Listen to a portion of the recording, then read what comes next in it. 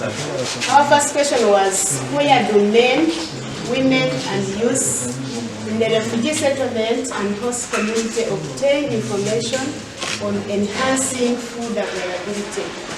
So according to our discussion, the first bullet was through trainings. We are giving an example like today, as we are having this, we get a lot of information and take it to the community.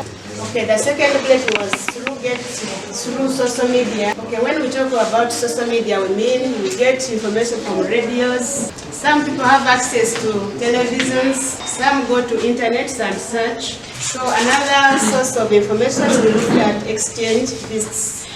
For example, we nationals, we move to refugee community and see how they are doing their things. The refugee community also list the national community and copy how things are done. So that was question one. The second question was, how does information flow among people within refugee settlements and host community and between refugee settlement and host community? Okay, according to our discussion, we looked at collaboration between the leaders. For example, we have our chairperson leaders. They go for meetings, they learn a lot. So when they come back, they tell the community. Another point we said through phone contacts. This is done through creating friendship.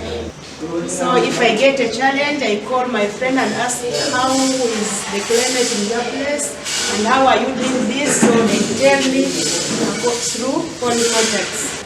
Another way we looked at the flow of information we said through forming WhatsApp groups.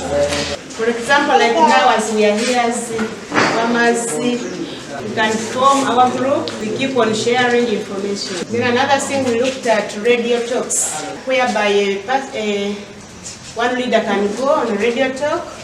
So when you tune on radio, you get information. For example, now in the camp we have the Angwari FM. Then another question was, what are the barriers to information access and sharing in the refugee settlement and the host community?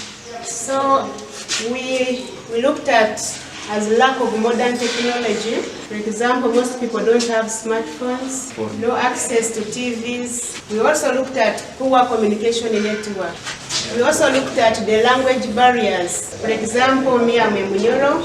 When I go to Bagegere community, I cannot communicate anything. Another challenge was the high costs in accessing networks. There's also a challenge of interpersonal relationship, whereby some people tend to keep quiet, so that was a challenge. Another challenge was about being in a rural area. We miss a lot of information. For example, we in the Angwali settlement, we cannot compare ourselves like those people staying in Kampala. What are the appropriate channels for reaching the people in both the community? So with the channels we looked at through carrying out trainings like this one, through radios, through community dialogues. So above all those, we recommend need for access training on sub-centers for both refugees and national host communities. Get information available from materials like books, internet, and also coming together and having peer and group engagement about the farming practices that may navigate climate change. Like we can learn how to plant trees, looking for good quality seeds, use of organic manure. What I can see also in the villages, what they are doing. We get also information actually in the churches. In the church. Yes. You can get it through from your neighbor. We talked about radio, community dialogues, group discussion, churches, neighbors, bars, and sources of information. I have not heard about markets. How does it markets this way. So when people meet in these markets, don't they discuss and share information? There are many sources of information, though we cannot really remember all of them. But at times there are sometimes where posters, people get information, for example, OPM and UN, and they post them on a big tree within the village. So if somebody knows how to read, when they reach at that information, they read it and they can tell their fellows back. Refugee settlement. Most of these organizations, they are being doing a lot of drives with those megaphones and the public address system, informing people The most common one is when they are talking about their relief, giving them dates to go and pick, but as well, like you said, they as well give any other information. They do road drives, and it has really been most effective in the mobilization of the community, as well as during campaigns when I go back to school and what's so forth. So that is the most effective one, which is commonly done.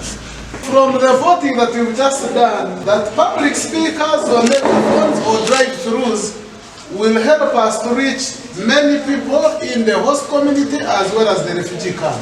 That is agreed, right? And then, so we can use those to, for example, inform people about the trainings, about the community dialogues. So would we say that is what we've agreed upon? Okay, thanks. Okay, thank you very much.